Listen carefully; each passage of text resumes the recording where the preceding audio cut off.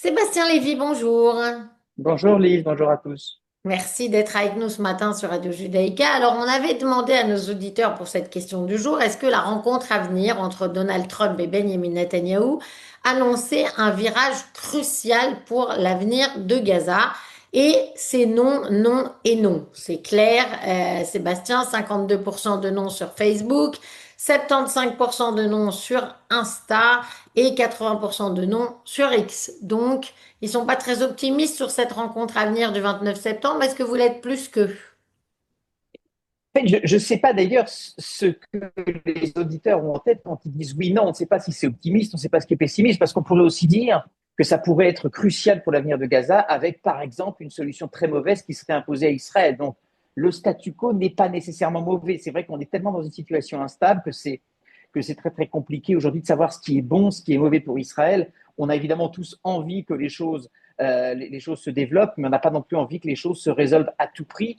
Et je pense qu'un des grands soucis aujourd'hui du gouvernement israélien, c'est de se voir imposer une solution dont ils ne veulent pas. Et je pense d'ailleurs que c'est sans doute le principal message que va délivrer le Premier ministre israélien au président Trump, de dire attention, il ne s'agit pas de passer à la phase 2 de l'accord à n'importe quel prix. Par exemple, si ça veut dire demain des troupes turques, si ça veut dire démarrer un processus politique sans le désarmement du Hamas, ce sont évidemment des choses inacceptables pour le gouvernement israélien. Et on peut s'attendre à ce que le gouvernement israélien dise attention, prenons notre temps, il y a des conditions à remplir avant d'aller à la seconde étape. Je pense que c'est beaucoup ça que va essayer de négocier le Premier ministre israélien. Alors, première condition qui est claire pour tous les Israéliens, c'est récupérer le corps de Ran Et vous Gvili. avez raison, absolument. Et Absolument. sachant que, justement, la maman de Ran Gvili doit accompagner Benjamin Netanyahou lors de son voyage à Mar-a-Lago pour rencontrer elle-même Donald Trump, puisque Donald Trump a dit tous les otages sont rentrés. Et bon, c'est pas tout à fait vrai tout de même. Non, alors je pense pour le coup, et je ne suis pas toujours très tendre avec Donald Trump, je ne pense pas honnêtement que pour lui la chose est réglée. Je pense honnêtement qu'il a oublié. Je pense qu'il y a eu un tel travail qui a été fait pour récupérer les otages vivants et les otages morts. C'est sans doute quelque chose qu'il avait oublié. Pour le coup, je pense qu'on peut faire assez confiance à Donald Trump de savoir que c'est un sujet qui lui tient à cœur. Il a compris l'important, je pense, dans la psyché israélienne de non seulement récupérer les vivants mais les morts. On peut lui faire confiance pour mettre tout son poids dans la balance pour récupérer le dernier cadavre malheureusement de cet otage mort. Et le fait effectivement que la famille de l'otage vienne avec Benjamin Netanyahou, c'est très important. On sait que c'est quelque chose d'assez personnel pour Donald Trump et aussi pour Steve Witkoff. Cette dimension personnelle, elle est très très importante. En tout cas, ça montre que c'est un sujet important pour le Premier ministre israélien, pour le président américain, et on peut espérer qu'on aura une issue favorable sur le sujet. Alors, c'est vrai que c'est une condition sine qua non et on pense que sans doute aussi, Sébastien, que le Hamas fait de la rétention par rapport à ce corps particulièrement parce que Ranvili était sergent-chef, officier de police, membre de l'unité antiterroriste du Yassam et donc maintenant qu'ils le savent, c'est pour ça que c'est pas non plus un citoyen lambda et que ça peut traîner encore malheureusement.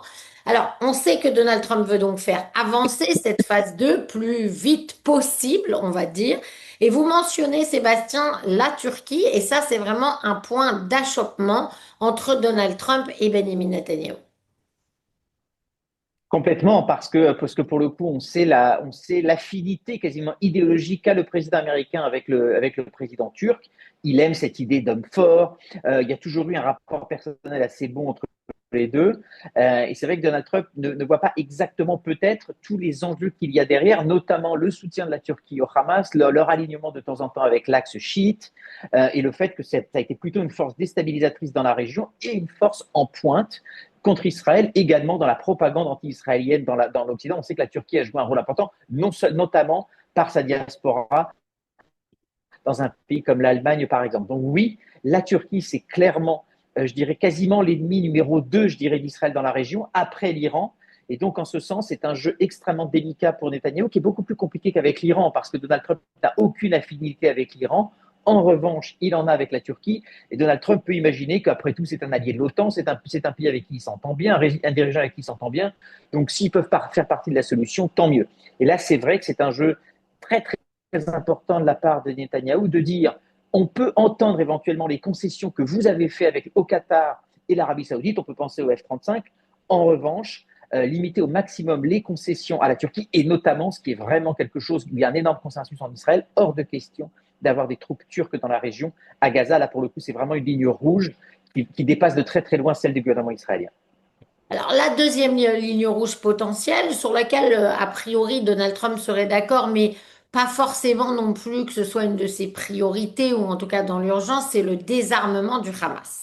Et là, on sait qu'il y a une forte pression intérieure en Israël, et notamment sur l'aile droite du gouvernement de Benjamin Netanyahou, mais aussi de la population israélienne qui vient de vivre 2 ans et quelques de guerre, et qui n'a pas l'intention de reprendre le risque d'avoir le Hamas qui est en train de se réarmer et qui pourrait de nouveau attaquer Israël à sa frontière.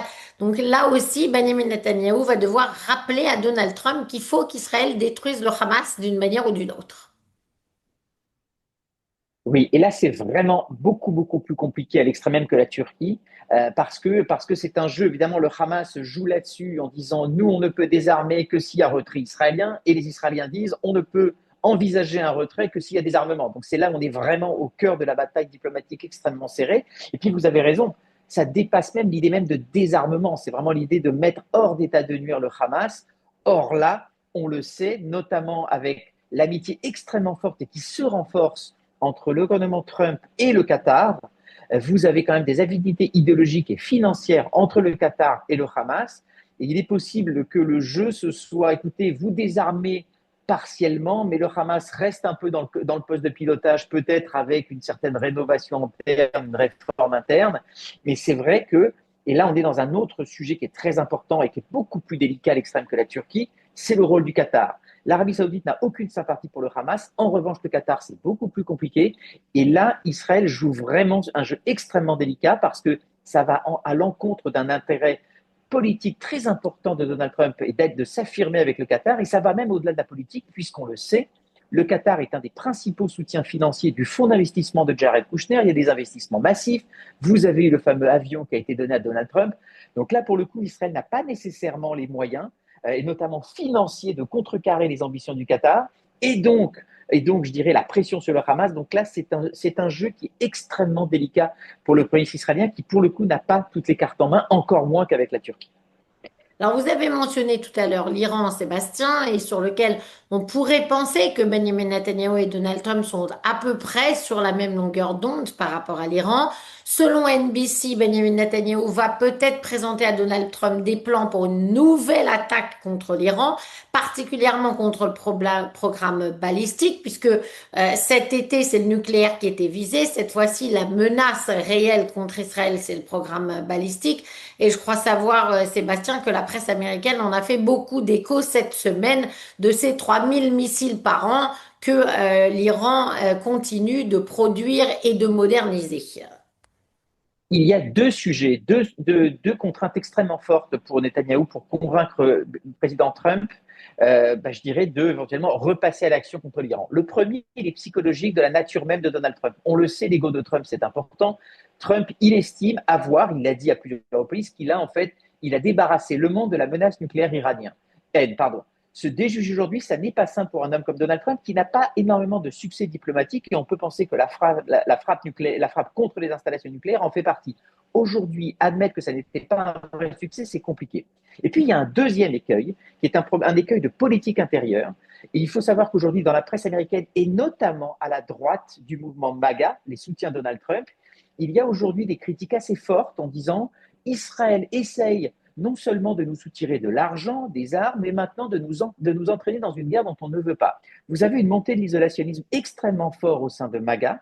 Et aujourd'hui, l'idée de Israël fauteur de guerre, c'est quelque chose qui monte de façon assez forte au sein de la droite américaine, et notamment des jeunes Américains qui sont beaucoup moins proches d'Israël que leurs aînés. Et là, je parle de la droite américaine, c'est aussi le cas à gauche.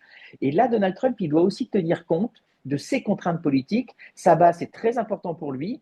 Et donc, c'est une chose, je dirais, de continuer à soutenir financièrement Israël, même s'il y a aujourd'hui des voix qui disent qu'il faut soutenir beaucoup moins. En revanche, entraîner de nouveau les États-Unis dans la guerre, c'est quelque chose avec sans doute qui fera un peu peur à Donald Trump pour ne pas encore plus froisser sa base dans un contexte, on peut penser que ça n'a rien à voir, mais tout à voir, dans un contexte de désaffection croissante de sa base envers Trump à cause de l'affaire Epstein. Et donc, il n'a pas envie, je dirais, de multiplier les fronts avec sa base. c'est là aussi où la position est assez précaire d'Israël par rapport à l'Iran, parce qu'encore une fois, Donald Trump ne veut pas trop froisser sa base sur ce sujet qui est absolument critique pour lui. Et donc on a commencé là-dessus, je voudrais qu'on finisse là-dessus, Sébastien. Peut-être que ça n'était pas crucial pour Gaza, ou en tout cas c'est ce que pensaient nos auditeurs, mais par contre cette rencontre entre Donald Trump et Benjamin Netanyahou, elle est tout de même vraiment déterminante pour l'avenir du Moyen-Orient. On a évoqué ensemble les points sur lesquels ils sont pas d'accord, mais il va y avoir aussi la Syrie, il va y avoir aussi le Liban. Donc il y a véritablement un enjeu diplomatique énorme sur cette rencontre dans le cadre sympathique et agréable de la résidence de Mar-a-Lago de Donald Trump. Malgré ce cadre, on est vraiment dans le dur de quelque chose de diplomatique, d'essentiel pour l'avenir des Israéliens et de toute la région. Complètement, vous avez complètement raison. Et je pense que c'est très important aussi pour Israël de reprendre la main diplomatiquement après des semaines, voire des mois, où ceux qui avaient l'oreille de Donald Trump, c'était le Qatar, c'était l'Arabie Saoudite, c'était aussi un petit peu la Turquie. Donc c'est très important, ne serait-ce que pour les Israéliens, d'être dans la pièce, comme on dit en anglais, in the room, pour être capable de redire à Donald Trump, voilà, nous avons aussi nos intérêts dont il s'agit de tenir compte. Dans un contexte, j'insiste, il n'y a pas au sein de la base MAGA de désaffection envers l'Arabie Saoudite ou envers le Qatar, parce que ça n'est pas vu comme un allié aussi important qu'Israël. En revanche, vous avez une désaffection croissante envers Israël. C'est important aussi, je crois, pour Benjamin Netanyahou, non seulement de travailler Donald Trump, mais aussi l'opinion publique américaine qui est en train de s'éloigner un petit peu d'Israël. C'est aussi, je ne sais pas si Benjamin Netanyahou a prévu des interviews à la presse américaine, mais c'est sans doute un enjeu qui est peut-être aussi important que l'enjeu des négociations directes et des discussions directes avec Donald Trump à Mar-a-Lago, de vraiment retravailler l'opinion publique américaine envers Israël. Oui, puisqu'on en a discuté avec vous précédemment sur cette antenne, Sébastien, il y a de moins en moins d'Américains qui soutiennent Israël comme c'était par le passé. Et donc, effectivement, le travail de sape qui a été fait, notamment à l'intérieur des campus américains, dont on a vu les effets, mais aussi sur tout le reste de l'opinion publique américaine, c'est très important pour l'image d'Israël. Et sans doute aussi peut-être financièrement, également, dans ce que pense Donald Trump par rapport à ses électeurs, Complètement, ce qu'il faut faire ou ne pas faire pour leur faire plaisir. On aura l'occasion exactement. de revenir sur tout ça et cette rencontre déterminante, j'espère avec vous. Merci beaucoup, Sébastien Lévy, Merci Lise, en direct des merci. États-Unis, d'avoir été avec nous. Bonne journée à vous, à très vite. À bientôt.